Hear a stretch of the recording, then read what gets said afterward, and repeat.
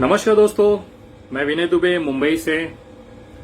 आज का जो वीडियो है वो शायद ही भारतीय जनता पार्टी को पसंद ना आए, क्योंकि आज मैं जो खुलासे करने जा रहा हूं वो इतने भयंकर हैं कि शायद कोई भी भारतीय ये सोच नहीं सकता कि किस तरह से ये जो मोदी सरकार है वो जनता को मदद के नाम पे इमोशनल करके पैसे वसूल करती है चंदा के नाम पे।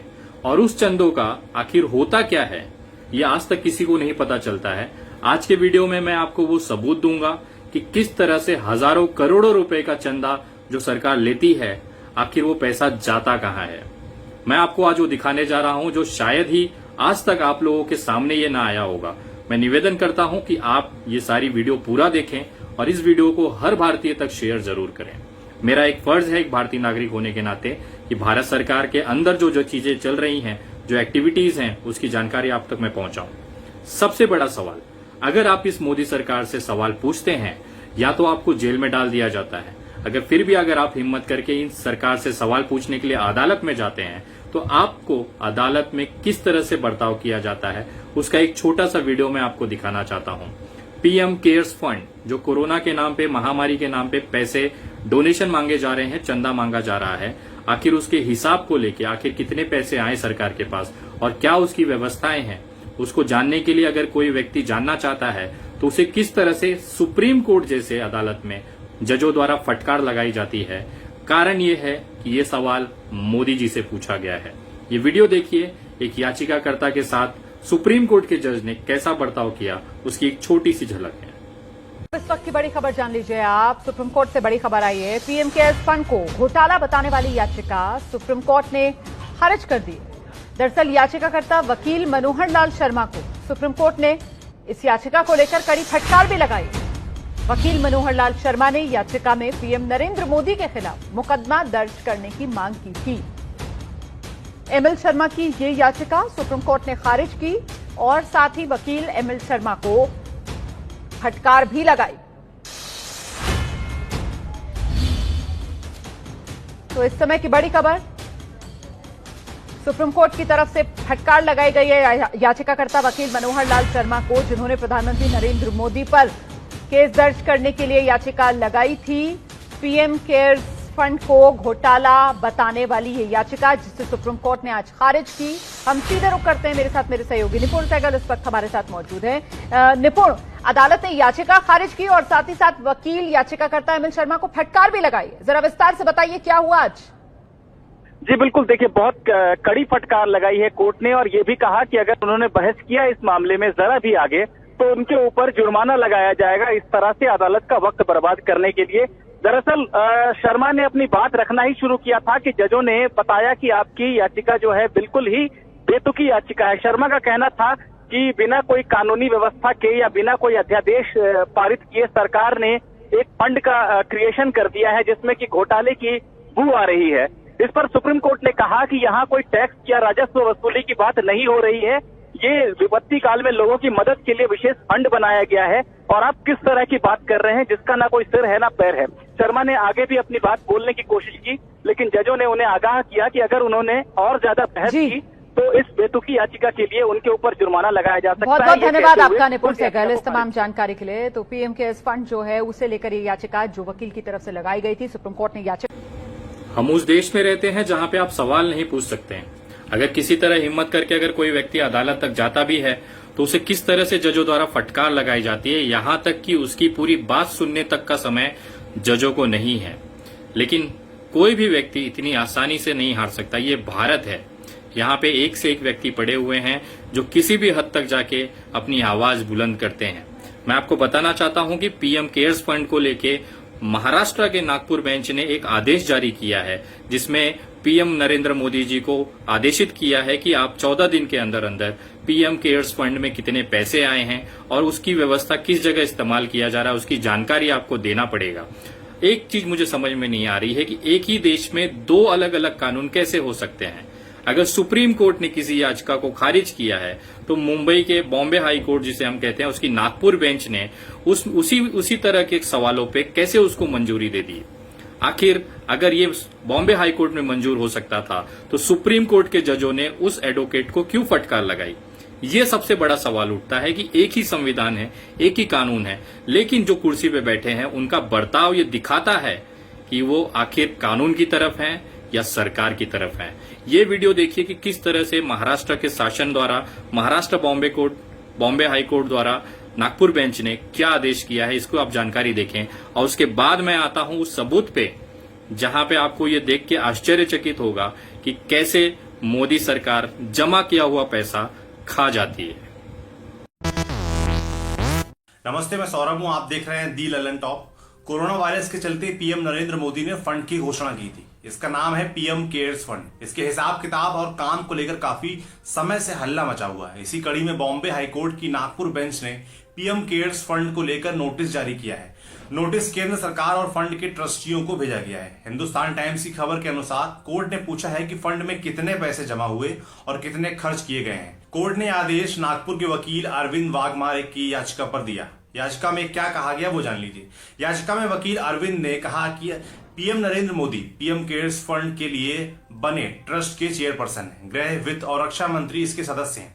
यह फंड कोरोना वायरस के चलते हुई समस्या से निपटने के लिए बनाया गया। इसके जरिए लोगों की मदद करने की बात कही गई थी। फंड बनाते समय कहा गया था कि 3 प्रतिष्ठित लोगों को बोर्ड ऑफ ट्रस्टीज के लिए नॉमिनेट किया जाएगा, लेकिन अभी तक इनकी नियुक्ति नहीं हुई। लेकिन फिर भी करोड़ों रुपए का डोनेशन दिया गया। वकील वाघमारे ने कहा कि इस फंड में जितना भी पैसा जमा हुआ है इसकी जानकारी वेबसाइट पर सरकार को देनी चाहिए, जिससे कि आम लोग इसे देख सकें। साथ ही पीएम केयर्स फंड के हिसाब किताब की जांच भी की जाए। जांच का जिम्मा भारत के नियंत्रक एवं महालेखा परीक्षक यानी सीएजी को दिया जाए। साथ ही फंड के लिए बने ट्रस्ट में 2 सदस्य विपक्षी दलों के भी होने चाहिए। सरकार ने क्या दलील दी? याचिका पर सुनवाई के दौरान भारत सरकार ने भी जवाब दिया। सरकार की ओर से additional solicitor general Anil Singh पेश हुए। उन्होंने फंड की जांच कराने का विरोध किया। साथ ही याचिका को खारिज करने की अपील भी की। उन्होंने कोर्ट को बताया कि अप्रैल में सुप्रीम कोर्ट ने इसी तरह की याचिका को खारिज कर दिया था, लेकिन जस्टिस एसबी शुक्रे और जस्टिस एएस किलोर की बेंच ने सरकार की दलील को नहीं माना और आदेश दिया कि सरकार 2 सप्ताह के अंदर याचिका के जवाब में एफिडेविट दाखिल करे। इसमें सरकार अपना पक्ष लिख सकती है। पीएम केयर्स फंड को लेकर सरकार ने पिछले दिनों आरटीआई के तहत सूचना देने से भी इनकार कर दिया था। प्रधानमंत्री कार्यालय ने कहा था कि आरटीआई एक्ट 2005 के तहत यह फंड पब्लिक अथॉरिटी नहीं है। अब कोर्ट में आगे क्या होता है, सरकार क्या जवाब देती है, देखने वाला होगा। जो होगा वो भी हम आपको बताएंगे। देखते रहिए दी ललन। अब यहाँ पे सबसे बड़ा सवाल ये उठता है कि अगले 14 दिनों के अंदर या तो इन हाई कोर्ट के जजों का तबादला हो जाएगा या लोया कांड कैसा करके कुछ एक नया कांड आ जाएगा सामने। जब जब सरकार से मोदी जी से सवाल पूछा गया है तब इन सरकारों ने जजों का ट्रांसफर किया है। और मैं दावे के साथ बोल सकता हूं इस बार भी कुछ ऐसा ही एक्टिविटी इस जजों के साथ होगा जिन्होंने हिम्मत दिखाई। अब वो समय आ गया है कि हमें इन जजों के साथ खड़ा रहना हमारा फर्ज बनता है, क्योंकि ये इकलौते ऐसे लोग बचे हुए हैं जो अभी भी असली जो न्यायिक प्रक्रिया है उस पर काम करते हैं, विश्वास करते हैं, और उसके बदले में इनको मिलता है केवल तबादला। तो मैं देखना चाहता हूं अगले 14 दिन में सरकार इस पे क्या कार्रवाई करती है। तो आते हैं अपने असली मुद्दे पे। आपको याद होगा हमारे देश में लोकसभा चुनाव से ठीक पहले एक दुर्घटना होती है, पुलवामा हमला होता है, जिसमें हमारे 40 जवान शहीद हो जाते हैं। सरकार उसके बाद एक अकाउंट नंबर जारी करती है जिसमें कहा जाता है कि ये जो हमारे शहीद हैं उनके लिए, उनके परिवारों के भविष्य के लिए, उनकी मदद के लिए पैसे भेजें, डोनेशन दें, चंदा दें। और लोगों ने खुले दिल से, भारत के तमाम जनता ने जितनी जिसकी हैसियत थी उतना उसमें मदद किया गया। लेकिन उस पैसों का हुआ क्या? मैं आपको एक छोटा सा उदाहरण देता हूं कि एक महिला टीचर किस हद तक जाकर इस सरकार में भारत के सैनिकों के लिए, शहीदों के लिए किस तरह से पैसे जमा किए थे और उसके बाद उन पैसों का क्या हुआ, ये मैं आपको दिखाता हूं। पुलवामा के शहीदों के सम्मान में सारा देश खड़ा है। यूपी के बरेली की टीचर किरण झागवाल ने शहीदों के परिवार वालों के लिए 1,38,000 रुपए की सहायता भेजी है। टीवी पर शहीद जवानों की पत्नियों की चित्कार ने किरण को झकझोर कर रख दिया, जिसके बाद किरण ने अपने कंगन बेच दिए और इससे मिले पैसे को शहीदों के परिवारों के लिए प्रधानमंत्री राहत कोष में भेज दिया। इन्होंने देश की जनता से अपील की है कि देश का हर एक नागरिक 1 रुपया जमा करे, जिससे देश के वीर जवानों की मदद की जा सके। थोड़ा सा मैं ये कहना चाहूँगा कि थोड़ा सेना जो आपके मेरे मन में जब मैंने उनकी विधवाओं को रोते बिलखते, वो तो चले गए, लेकिन जब मैंने उनकी विधवाओं को रोते बिलखते हुए देखा तो मन ने कहा कि मैं क्या कर सकती हूँ इनके लिए। सो मेरे हाथ में कंगन थे, मैंने वो कंगन निकाले और उनको सेल किया, बेचा, और जो उनसे जो कीमत मिली वो मैंने प्रधानमंत्री राहत कोष में डाल दी। इसी तरह से हजारों करोड़ों लोगों ने करोड़ों रुपए हमारे शहीदों के लिए भेजे, लेकिन आखिर में ये पैसे गए कहां? मैं आपको बताना चाहता हूं कि ये पूरा का पूरा पैसा नरेंद्र मोदी जी की सरकार ने खा लिया। शहीदों को एक फूटी कौड़ी तक नहीं पहुंची है। ये मैं इस चीज दावे से कह सकता हूं क्योंकि आज मैं आपको वो वीडियो दिखाना चाहता हूं कि जिस सैनिकों के नाम पे, जिस सैनिकों की शहादत के नाम पे ये नरेंद्र मोदी जी जनता से वोट मांग के जीते हैं, सत्ता में आए हैं, उन्हीं शहीदों की परिवार को आज उन्होंने दयनीय मरने जैसी स्थिति में छोड़ दिया है। आपके जेब से 1 रुपया नहीं जाता था मोदी जी। देश की जनता ने दिल खोल के इन परिवारों के लिए अरबों रुपए की मदद की, लेकिन आपकी सरकार ने वो पैसे तक, शहीदों के पैसे तक खा गए। मैं आपको एक वीडियो दिखाना चाहता हूं आप सभी को। ये वीडियो उन शहीदों के परिवार के हैं, उनकी विधवाओं के हैं, उनके बच्चों के हैं। वो खुद कबूल कर रहे हैं कि किस तरह से 1 रुपए की भी मदद मोदी जी ने नहीं की है, और वो जो पूरा पैसा चंदा के नाम पे आया था वो पूरा का पूरा खा लिया गया है इस सरकार के लिए। ये वीडियो देखिएगा जरा, उनके परिवारों की शहादत, इन शहीद परिवारों की अपने मुंह से कबूली हुई ये स्टेटमेंट्स हैं, ये वीडियो हैं।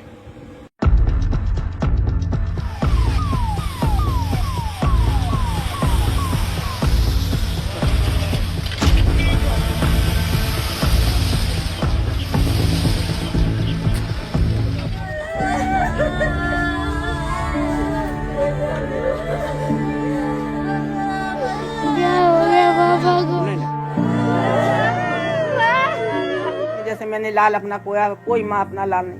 लड़के की शादी भी नहीं हुआ, लौट के आए भी नहीं किए, तो शादी के बाद क्योंकि आगे का कोई रास्ता कमा के खिलाने वाला इस परिवार की है। ऐसे शहीद होते रहेंगे तो परिवार अनाथ होते रहेंगे। पिता से ज्यादा मेरे लिए दोस्त के समान थे।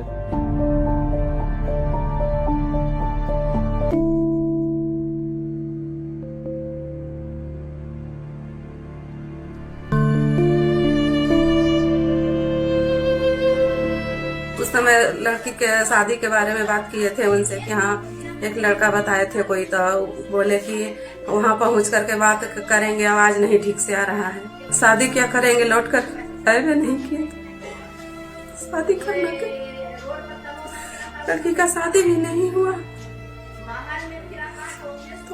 तो बहुत बड़ा लड़की का शादी करना था। लड़के की शादी भी नहीं हुआ, लौट के आए भी नहीं किए, तो शादी के बाद हो गया।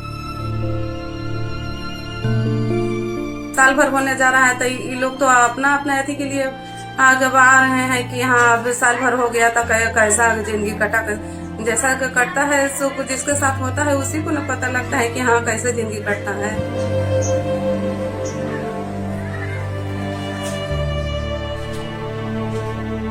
क्योंकि आगे का कोई रास्ता कमा के खिलाने वाला इस परिवार की है, कोई रास्ता है जिसका आर्थिक स्थिति आगे के लिए सरकार को नहीं देखना है।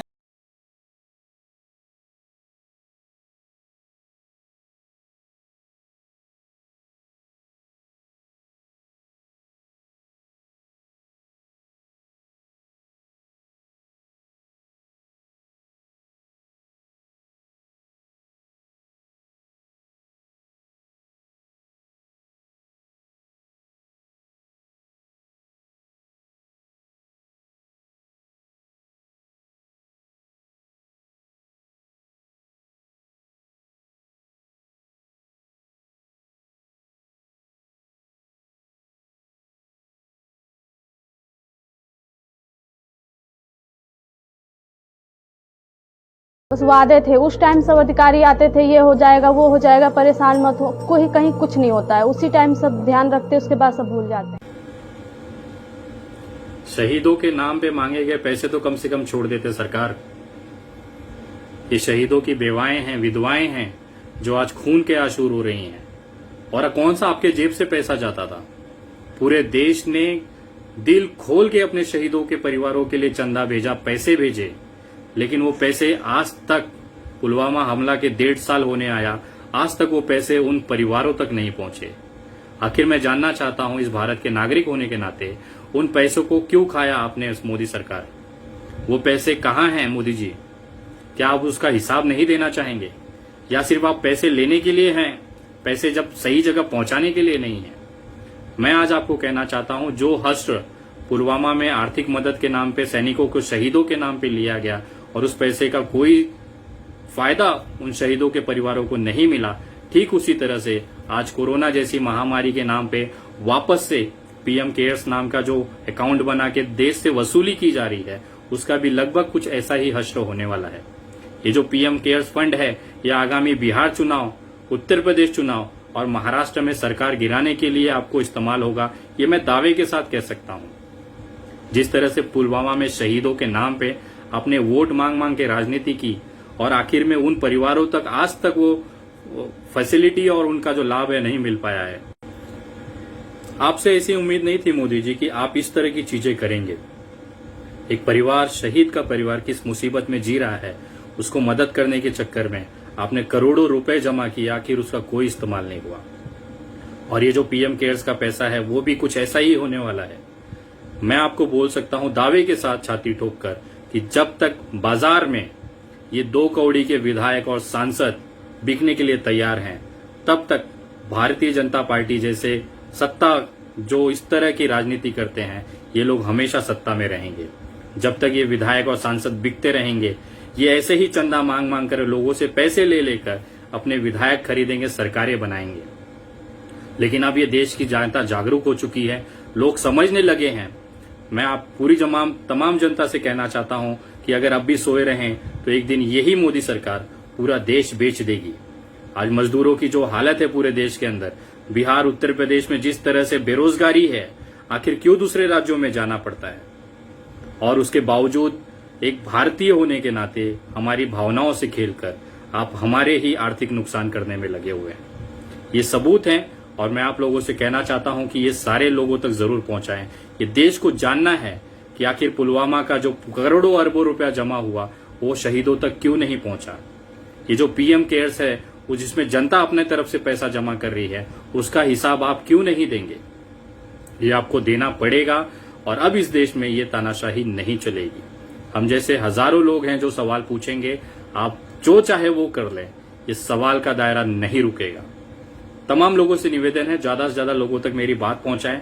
और जो लोग मेरे पेज पे अभी तक नहीं जुड़े हैं, वो कृपया मेरे पेज से जुड़े। मेरे पेज का नाम है the Vinay Dubey, THE space VINAY space Dubey DUBEY। इस पे करीबन 94,000 के आसपास फॉलोअर्स हैं। मैं तमाम लोगों से निवेदन करूंगा, इस पेज पे ज्यादा से ज्यादा लोगों को जोड़ें, ताकि हमेशा मैं जो चीजें लेके आता हूं वो देश के हर भारतीय तक पहुंचाने के लिए आपकी जिम्मेदारी है। जय हिंद, जय महाराष्ट्र।